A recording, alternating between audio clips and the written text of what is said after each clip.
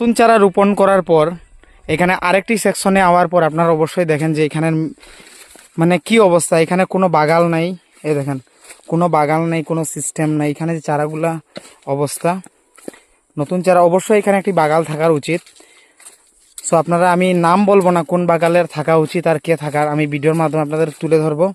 আপনারা অবশ্যই জানেন এবং সতর্ক থাকুন যেন নতুন চারা রোপণ করার পর এইগুলা করা ঠিক নয়।